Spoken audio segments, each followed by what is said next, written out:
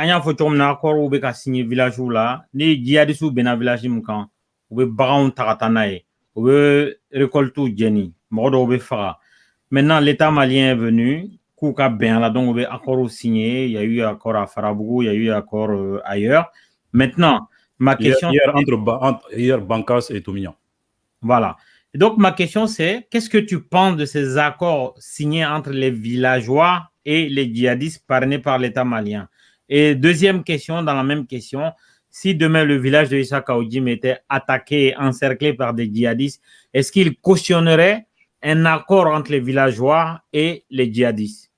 Mais ce qui est bon à retenir, je crois que tout le monde est conscient aujourd'hui que l'État a besoin de retrouver sa marque d'antan à travers les forces armées de sécurité et de défense. La complexité du problème, le problème au niveau local est extrêmement difficile et complexe. L'État a fait le choix de préserver la vie des Maliens et progressivement trouver des solutions qui ne remettent pas en cause le caractère républicain et laïque de l'État. L'État n'a signé aucun accord avec des groupes terroristes sur la base de ce que vous dites, c'est des allégations. Maintenant, par contre, les populations...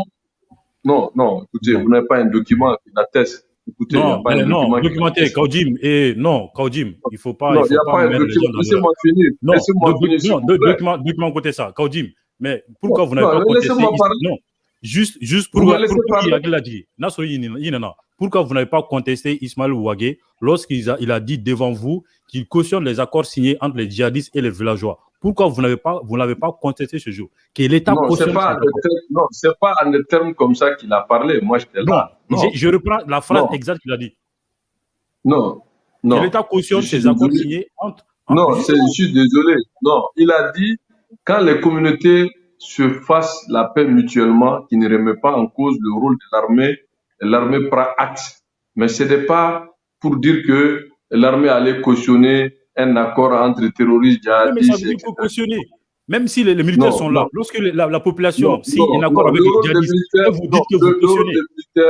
Le rôle des militaires, c'est tout simplement protéger la population et le territoire. Le travail politique revient aux politiques.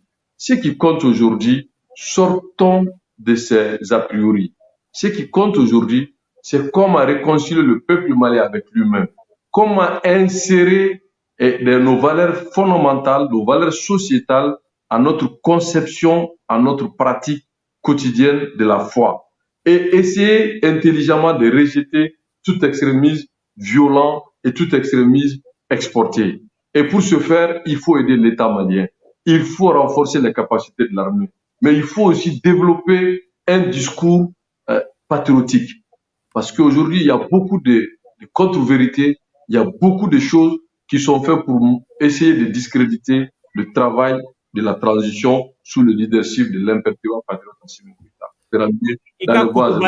Ika Koutouba Nyana, mais tu n'as pas répondu une seconde à mes deux questions. Que penses-tu des accords entre djihadistes et population? Et si jamais ton village était encerclé par des djihadistes, est-ce que tu cautionnerais un accord entre tes parents qui sont au village et les djihadistes? Bon, je pense que j'ai répondu à la question. Si on parle du pays, il ne faut pas morceler et en essayant de prendre des exemples comme si c'est un problème de personne. Tous les villages du Mali est mon village. Donc pour moi, le problème, tous les villages du Mali, c'est mon village. Je n'ai pas de village. Le Mali est le village de tous les Maliens. C'est en cela qu'on retrouve un Mali. Avec l'accord signé à Farabougou. Non, donc, merci. Que les gens font de l'exagération. Je pense qu'il y a eu des implications de personnes de bon côté du Haut Conseil islamique et que l'État malien, si c'est pour ramener la paix entre les communautés, alors l'État a pris la bonne décision d'éviter tout simplement d'épargner la vie des personnes et qu'ils puissent vraiment sortir de cet enfer inacceptable. La seule chose que je suis d'accord avec vous, il faut que nous et la communauté le peuple malien... Sous la loi des djihadistes, c'est la paix. Non, là où nous sommes d'accord... Non, laissez-moi finir la phrase. Là où nous sommes d'accord... Non, laisse-moi finir.